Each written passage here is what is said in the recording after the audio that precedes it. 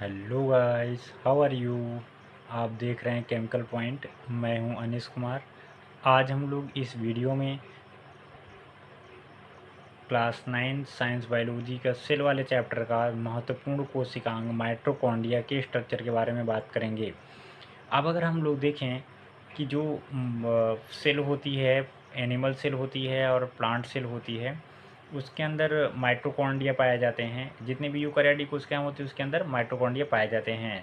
तो आप लोग को इस वीडियो में माइटोकॉन्ड्रिया के स्ट्रक्चर के बारे में जानने को मिलेगा और माइटोकॉन्ड्रिया किस प्रकार से फंक्शन करती है इसके बारे में हम लोग थोड़ा सा बात करेंगे। तो देखते हैं हम यहाँ पर कि माइटोकॉन्ड्रिया का स्ट्रक्चर किस प्रकार से होता है। अगर हम लोग देखें कि जो यूकैरियोटिक कोशिकाएं होती हैं उसमें ऊर्जा का जो प्रोडक्शन होता है वो माइटोकॉन्ड्रिया के द्वारा किया जाता है, चाहे वो प्लांट सेल हो या एनिमल सेल हो, चाहे वो प्लांट सेल हो या एनिमल सेल हो। तो हम यहाँ पर देखें अगर, तो जो प्लांट सेल है या जो एनिमल सेल है उसमें माइटोकॉन्ड्रिया थोड़ी सी डिफरेंट टाइप की पाई जाती है। जैसे कि जो एनिमल माइटोकॉन्ड्रिया होती है, पहली बात तो उनकी संख्या काफ़ी ज़्यादा होती है सेल के अंदर। जो प्लांट सेल है या जो फिर एनिमल सेल है, जो प्लांट सेल है या जो एनिमल सेल है, अगर इसके बारे में बात करें हम, तो प्लांट सेल के अंदर माइटोकॉन्ड्रिया की संख्या कम होगी और एनिमल माइटोकॉन्ड्रिया की संख्या क्या होगी, ज़्यादा होगी एनिमल सेल के अंदर। तो यहाँ पर अगर हम देखें तो एक माइटोकॉन्ड्रिया जो होता है वो बहुत ही छोटा होता है, बहुत ही छोटा होता है माइटोकॉन्ड्रिया। ये नैनोमीटर्स में या माइक्रोमीटर्स में आप समझ सकते हैं कि जो माइटोकॉन्ड्रिया हैं वो नैनोमीटर या एंगस्ट्रॉम में होते हैं। तो अगर हम देखें तो माइटोकॉन्ड्रिया जो होगा वो लगभग 60 एंगस्ट्रॉम का होता है, जो कि लिपोप्रोटीन के द्वारा बना होता है, लिपोप्रोटीन के द्वारा बना होता है। तो यहाँ पर हम देखें अगर कि जो माइटोकॉन्ड्रिया है वो एक्चुअल में 60 एंगस्ट्रॉम तक होती है, यानी कि इतनी वो साइज़ में बहुत छोटी होती है, लेकिन इनकी संख्या काफ़ी ज़्यादा होती है एनिमल सेल के अंदर, और प्लांट सेल के अंदर अपेक्षाकृत कम होती है। तो यहाँ पर अगर हम देखें इसका जो स्ट्रक्चर है वो प्रायः ओवल शेप में पाए जाएंगे। ये ओवल शेप में होंगे, जो माइटोकॉन्ड्रिया होंगे वो ओवल शेप में होंगे और ये दूसरे दोहरी झिल्ली से मिलकर बने होंगे, दोहरी झिल्ली से मिलकर बने होंगे, जिसे हम लोग आउटर मेम्ब्रेन और इनर मेम्ब्रेन कहते हैं। ये बाह्य झिल्ली है और ये आंतरिक झिल्ली है। बाह्य झिल्ली और आंतरिक झिल्ली के बीच में कुछ खाली स्थान होता है जिसे हम लोग पेरी माइटोकॉन्ड्रियल स्पेस कहते हैं। पेरी माइटोकॉन्ड्रियल स्पेस, यानी कि इसको अगर हम हिंदी में बोलें तो इसे बोला जाता है परा माइटोकॉन्ड्रिया स्थान। यानी कि जो इसके अंदर स्पेस होगा वो, उसे हम लोग जो है एक अवकाश के रूप में देखेंगे, जो कि अवकाश होता है दोनों माइटोकॉन्ड्रिया की झिल्लियों के बीच में।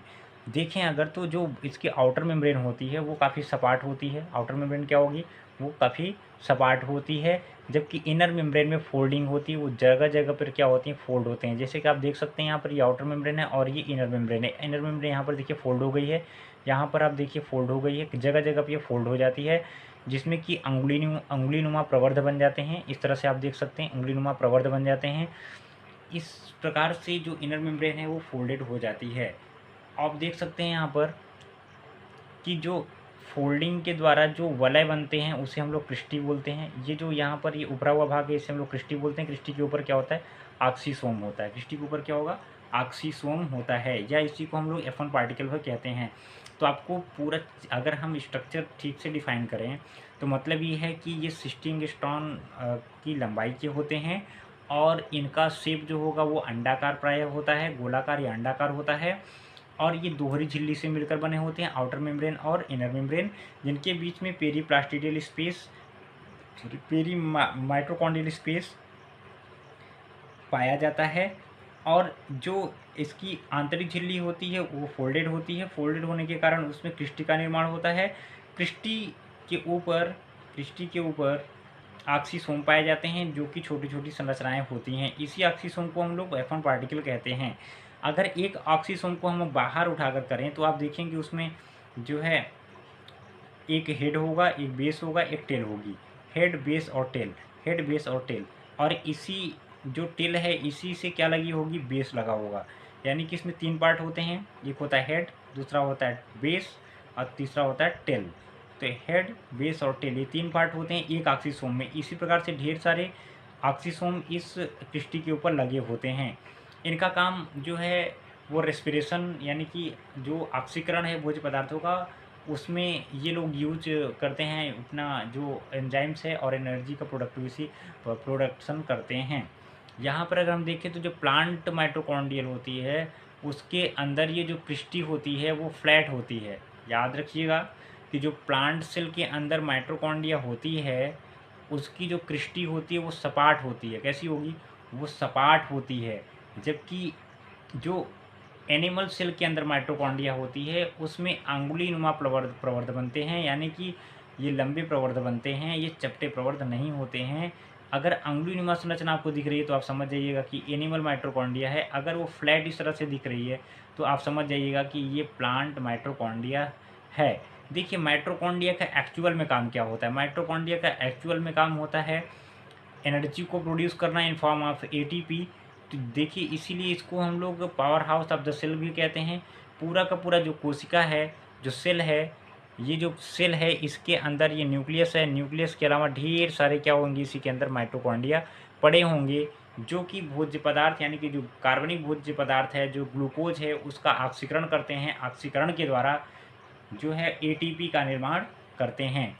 एटीपी मतलब एडेनोसिन ट्राइफॉस्फेट होता है। ये एक प्रकार का जैव अणु है जिसे कि हम लोग एनर्जी का सिक्का भी कहते हैं एटीपी को। तो यहाँ पर अगर हम देखें तो इसके अंदर एक लिक्विड मटेरियल भरा रहता है जिसको हम लोग बोलते हैं मैट्रिक्स। क्या बोलते हैं? मैट्रिक्स। तो देखिए जो रेस्पिरेशन होता है एक्चुअल में वो माइटोकॉन्ड्रिया के अंदर होता है, यानी कि जो श्वसन की घटना होती है वो माइटोकॉन्ड्रिया के अंदर होती है। अब देखिए श्वसन और जो है और श्वासोच्छ्वास में अंतर होता है, यानी कि जो इनटेक ऑफ एयर है उसे हम लोग क्या बोलते हैं? श्वासोच्छ्वास या ब्रीदिंग, उसे हम लोग ब्रीदिंग बोलते हैं। जबकि जो माइटोकॉन्ड्रिया के अंदर भोज्य पदार्थों का ऑक्सीकरण होता है उसे हम लोग रेस्पिरेशन बोलते हैं। तो आप समझ गए होंगे कि सांस लेना अलग प्रक्रिया है और श्वसन अलग अलग प्रक्रिया है। तो रेस्पिरेशन एक्चुअल में कहाँ होता है? माइटोकॉन्ड्रिया के अंदर होता है। कहाँ होता है? माइटोकॉन्ड्रिया के अंदर होता है। अगर हम देखें तो इसकी जो वॉल होती है, ये वॉल जितनी भी बायोलॉजिकल वॉल होती हैं आप समझिए कि ये सभी किसकी बनी होती हैं? लिपिड और प्रोटीन के, जो कि 2 स्तरों से मिलकर बनी होती है। तो ये बायोलॉजिकल मेम्ब्रेन होती है जो कि ट्रांसपेरेंट, यानी कि ये इससे पदार्थों का आदान प्रदान संभव होता है। ये सेमी परमेबल मेम्ब्रेन होती है। इसी मेम्ब्रेन से होते हुए ग्लूकोज इसके अंदर इंटर करता है और उसका रेस्पिरेशन किया जाता है, उसका ऑक्सीकरण किया जाता है, जिसके द्वारा एनर्जी यानी कि एटीपी का निर्माण होता है। अगर हम देखें तो इस पे जो है इसको स्टाक भी बोलते हैं। एक चीज़ हम आपको बताना भूल गए यहाँ पर, ये जो बेस है इसी को हम लोग स्टाक भी बोलते हैं। क्या बोलते हैं? स्टाक भी बोलते हैं। हेड जो है होगा, स्टाक होगा और बेस होगा, ये 3 पार्ट होते हैं इसमें। तो आप लोग देख लीजिएगा इसको कि किस प्रकार से इसका स्ट्रक्चर होता है। अगर हम देखें कि माइटोकॉन्ड्रिया किस किस चीज़ से मिलकर बनी है तो उसे हम बोलेंगे कि प्रोटीन, फास्फोलिपिड और किससे मिलकर बनी होगी? आरएनए और डीएनए से। देखिए हमने आपको स्टार्टिंग में जो क्लोरोप्लास्ट वाला हमने वीडियो आपको दिया है, तो क्लोरोप्लास्ट वाले वीडियो में हमने आपको बताया था कि क्लोरोप्लास्ट के अंदर डीएनए होता है और इस माइटोकॉन्ड्रिया के अंदर भी क्या होगा? सर्कुलर डीएनए होगा। क्या होगा? सर्कुलर डीएनए होगा। गोलाकार क्या होगा? डीएनए होगा।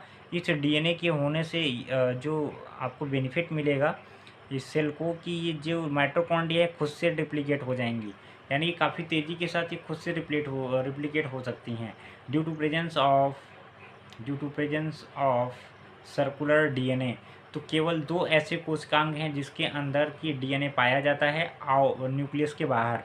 वो है हरित लवक या क्लोरोप्लास्ट और वो है माइटोकॉन्ड्रिया। तो इन्हें हम लोग ऑटोनॉमस ऑर्गन भी कहते हैं। ऑटोनॉमस सेल ऑर्गेनेल्स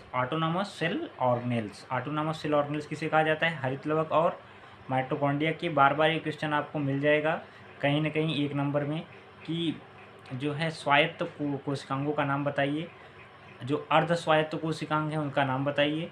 तो आपको लिखना पड़ेगा उसमें माइटोकॉन्ड्रिया और हरित लवक या क्लोरोप्लास्ट और माइटोकॉन्ड्रिया। तो आप समझ गए होंगे कि सबसे ज़्यादा मात्रा में माइटोकॉन्ड्रिया में क्या पाया जाता है? प्रोटीन पाया जाता है और फास्फोलिपिड जो है वो 25% तक होती है, और आरएनए कुछ मात्रा में होता है, डीएनए भी कुछ मात्रा में होता है। तो आप समझ सकते हैं कि इसका कंपोजिशन क्या होता है। ये होता है प्रोटीन, फास्फोलिपिड, डीएनए और आरएनए, यही 4 चीज़ें मिलकर के इस पूरे माइटोकॉन्ड्रिया को बनाती हैं। देखिए, प्रोकार्योटिक कोशिकाओं में माइटोकॉन्ड्रिया नहीं पाई जाती है। प्रोकार्योटिक कोशिकाओं में माइटोकॉन्ड्रिया नहीं पाई जाती है। उसकी जो सेल हैं प्रोकार्योट की, इसमें फोल्डिंग के द्वारा कुछ विशेष प्रकार की संरचनाएं बनती हैं जिसे हम लोग मीजोसोम कहते हैं। तो मीजोसोम वहाँ पर जो वर्क करता है वही माइटोकॉन्ड्रिया यूकार्योटिक कोशिकाओं के अंतर्गत करता है। तो आप देख सकते हैं कि यहाँ पर माइटोकॉन्ड्रिया का स्ट्रक्चर किस प्रकार से है। तो माइटोकॉन्ड्रिया का स्ट्रक्चर आपने देख लिया। एक्चुअल में अगर हम बताएं तो रेस्पिरेशन जो होगा वो 2 चरणों में होगा। एक तो होगा कि ग्लूकोज को ब्रेक डाउन किया जाएगा पायरुविक एसिड में, पायरुविक एसिड को यहाँ पे एंटर किया जाएगा। पायरुविक एसिड जो है वो एक साइकिल चलेगी इसके अंदर, ठीक है। उस क्रेब्स साइकिल के द्वारा जो है वो एटीपी का फॉर्मेशन, ग्लूकोज का फॉर्मेशन होगा, एटीपी का फॉर्मेशन होगा, यहाँ पर आप देख सकते हैं।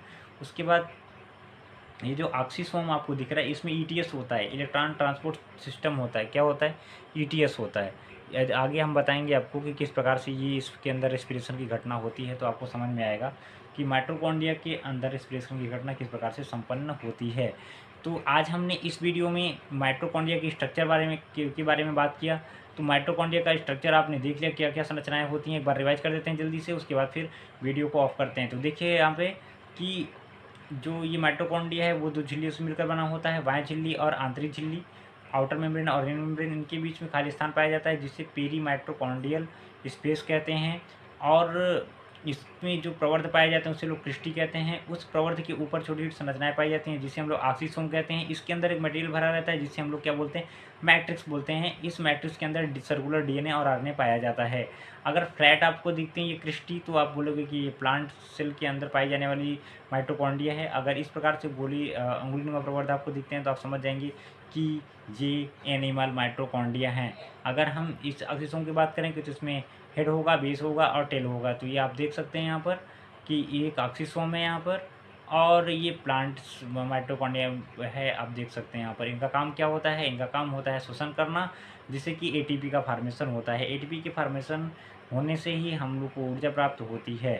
तो यहाँ पर आपने देख लिया कि माइटोकॉन्ड्रिया का स्ट्रक्चर क्या होता है। तो मिलते हैं नेक्स्ट वीडियो में नेक्स्ट टॉपिक के साथ। तब तक के लिए थैंक यू, टेक केयर।